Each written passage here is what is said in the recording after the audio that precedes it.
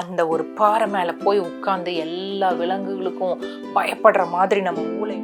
இப்போ காட்டுக்குள்ள அப்படியே வர மான் பயந்து தெரிச்சு ஓடுது, முயல் புதருக்குள்ள போய் ஒளியுது, கரடியெல்லாம் மரத்து மேலே ஏறுது, எல்லா மிருகங்களும் அப்படி பயப்படுறத பார்த்தோன்னே இப்போ எல்லா மிருகங்களும் வந்து அப்படியே முறைச்ச மாதிரி நின்றுட்டு இருக்கிறாங்க.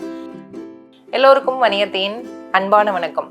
இப்போ உங்களுக்கு ஒரு கதை, அது ஏற்கனவே நீங்கள் கேட்டிருப்பீங்களான்னு தெரியல, ஆனால் உங்கள் அம்மா அப்பாலாம் கேட்டிருப்பாங்க. நாங்கள் சின்ன வயசில் இருக்கும்போது இந்த கதையை நாங்கள் கேட்டிருக்கிறோம்.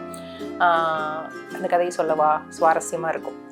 காட்டில் வழக்கம் போல் நிறைய மிருகங்கள் இருந்துச்சு. சிங்கமும் புலியும் ஒரே காட்டில் வாழாது.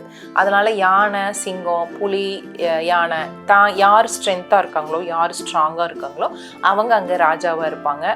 மாற்றி மாற்றி இந்த மாதிரி யார் ஒருத்தர் அதிகாரமாக இருப்பாங்களோ அவங்க இருந்துட்டு இருந்தாங்க. அப்போது மற்ற விலங்குகளுக்கு இப்போ மான் மாதிரி, முயல் மாதிரி இருக்குது, கரடி மாதிரி விலங்குகளுக்கு வந்து ராஜாவாகணும்னாலாம் ஆசை இல்லை. ஆனால் நரி மாமா இருக்காருல்ல, அவருக்கு எப்போவுமே ராஜாவாகணும், அந்த ஒரு பாறை மேலே போய் உட்காந்து எல்லா விலங்குகளுக்கும் பயப்படுற மாதிரி நம்ம ஊழையிடணும் அப்படின்னு சொல்லிட்டு அவருக்கு எப்பவுமே ஆசை. ஆனால் நம்மளை யாருமே ஏற்றுக்க மாட்டேங்கிறாங்களே ராஜாவா அப்படின்னு சொல்லி யோசிச்சுக்கிட்டே இருந்தார் ரொம்ப நாள். ஒரு நாள் இருந்தால் என்ன பண்ணாரு, வேட்டைக்கு கோழியெல்லாம் பிடிக்கலான்னு சொல்லிட்டு பக்கத்தில் இருக்கிற கிராமத்துக்குள்ளே பூந்துட்டார். கோழியும் ஒன்று பிடிச்சிட்டார். பிடிச்சி கவ்வி ஓடி வரும்போது அந்த ஊரில் இருந்த நாய்கள், முக்கியமாக அந்த கோழி எந்த வீட்டில் வளர்த்தப்பட்டதோ அவங்க வீட்டில் இருந்த நாய் இருக்குல்ல, பயங்கரமாக துரத்த ஆரம்பிச்சு. அது துரத்தணுன்னே அதனோட ஃப்ரெண்ட்ஸ் எல்லாம் இருப்பாங்கல்ல, அவங்களையும் எல்லாரும் சேர்ந்து துரத்த ஆரம்பித்தாங்க. வேகமான வேகம், கோழியை கவ்விக்கிட்டு நரி ஓடுது, மற்ற நாய்கள்லாம் துரத்துது. ஒரு கட்டத்தில் என்ன முடிவு பண்ணுச்சுன்னா நரி, இப்போ நம்ம வந்து கோழியை காப்பாற்றுறது முக்கியம் இல்லை, யாரை காப்பாற்றுறது முக்கியம், நம்மளை காப்பாற்றிக்கிறது முக்கியம்ன்ட்டு கவ்விட்டு இருந்த கோழியை விட்டுருச்சு. தனியாக இப்போ ஓடிட்டு இருக்குது. பின்னாடி இந்த நாய்கள்லாம் துரத்திக்கிட்டே ஓடிக்கிட்டே இருக்குது. எப்படியாவது தப்பிக்கலான்னு முயற்சி பண்ண நரி என்ன பண்ணுச்சு, ஜம்ப் பண்ணி அப்படியே தாவி குதிக்கும்போது ஒரு சாய தொட்டிக்குள்ள, டையிங் ஃபேக்டரியில் இருக்கும் இல்லை சாயம் கலர்ஸ், அந்த தொட்டிக்குள்ள ஒரு ப்ளூ கலர் சாயம், இந்த தொட்டி, அந்த ப்ளூ கலர் இதுக்குள்ள போய் தப்புக்கடின்னு குதிச்சிருச்சு. இப்போ வேகமாக ஓடுறது ஒன்றில் தெரியாமல் குதிச்சா மறுபடியும் அதுலேருந்து வெளியில் எந்திரிச்சு ஓடி வரும் தானே.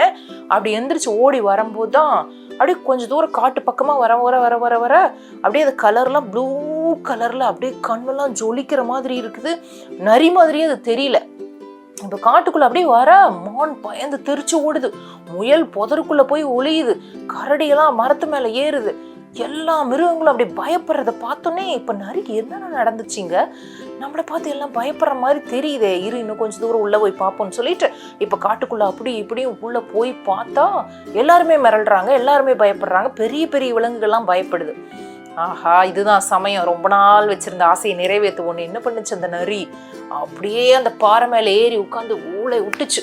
எல்லாரும் ஆஹா, பெரிய மிருகம், புதிய மிருகம், வலுவான மிருகம் ஒன்று வந்துருச்சு, இனிமே இது சொல்றத நம்ம கேட்கணும், அதிகாரமா இருக்குது, பலத்தோட இருக்குது, வித்தியாசமா இருக்குதுன்னு எல்லாரும் கேட்க ஆரம்பிச்சாங்க, பேச ஆரம்பிச்சாங்க, எல்லாரும் பவ்யமா நடக்க ஆரம்பிச்சாங்க. நரிக்கு ஒரே சந்தோஷம். அக்னி நம்ம வாழ்க்கையில ஒரு முக்கியமான அங்கம்.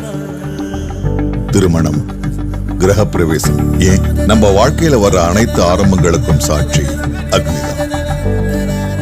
நம்ம நம்பிக்கைக்கு உறுதுணையா இருப்பதும் அக்னிதான். தரமானதை உருவாக்குறதும் அக்னிதான். இப்படி தரத்தினால உருவாறதுதான் அக்னி 500D கம்பிகள். உறுதி, தரம் மற்றும் நம்பிக்கையின் அடையாளம் அக்னிக்கு நிகர் அக்னிதான். அந்த சந்தோஷம் ஒரு மாசம் தான் நீடிச்சிச்சு. ஒரு மாசம் கழிச்சு இடி, மின்னல், மழை அப்படி பெய்ய ஆரம்பிச்சிச்சு. அப்போ இந்த நரி என்ன பண்ணுச்சு, சந்தோஷமா அப்படியே ஆஹா மழையில நனைஞ்சிருக்கு, ஜாலியா விளையாண்டுட்டு ஊளை விடும் பொழுது அந்த மழை பட பட பட பட அந்த நீல சாயம் எல்லாம் உருகி போய் கலைஞ்சு அப்படியே கழுவி விட்ட மாதிரி பழைய நரியா மாறிடுச்சு. சாயமெல்லாம் வெளுத்து போயிருச்சு. இப்போ அது பாட்டுக்கு ஊளை விட்டே இருந்தது. கொஞ்ச நேரம் மழையெல்லாம் நின்றுச்சு. இப்போ எல்லா மிருகங்களும் வந்து அப்படியே முறைச்ச மாதிரி நின்றுட்டு இருக்கிறாங்க. நரிக்கு ஒன்றும் புரியல, என்ன ஏன் எல்லாம் முறைக்கிறானுங்க என்ன அப்படிங்கிற மாதிரி பார்த்தோன்னே இப்போ குரங்கு தான் எடுத்து பாட்டை பாட ஆரம்பிச்சிச்சு. நீல சாயம் வெளுத்து போச்சு டும் டும் டும் டும், ராஜாவேசம் கலைஞ்சு போச்சு டும் டும் டும் டும், நீல சாயம் வெளுத்து போச்சு டும் டும் டும் டும், ராஜா வேஷம் கலைஞ்சு போச்சு, டும் டும் டும் டும் அப்படின்னு. ஐயோ வேஷம் கலைஞ்சிருச்சான்னு நரி அப்படியே கமுக்கமா போய் எப்பவும் போல காட்டுல வாழ ஆரம்பிச்சிச்சான். கதை முடிஞ்சு போச்சான். இந்த கதையை நாங்க உங்களை மாதிரி சின்ன வயசுல இருக்கும்போது நிறைய வாட்டி கேட்டிருக்கிறோம், வித்தியாசமா கேட்டிருக்கிறோம். ரொம்ப நல்ல கதை, சூப்பரா இருக்கும். நீங்க இந்த கதையை போய் உங்க ஃப்ரெண்ட்ஸ் கிட்ட சொல்லுங்க. நன்றி, வணக்கம். இன்னும் நிறைய கதைகளோட வணியத்தை வரேன். வணக்கம்.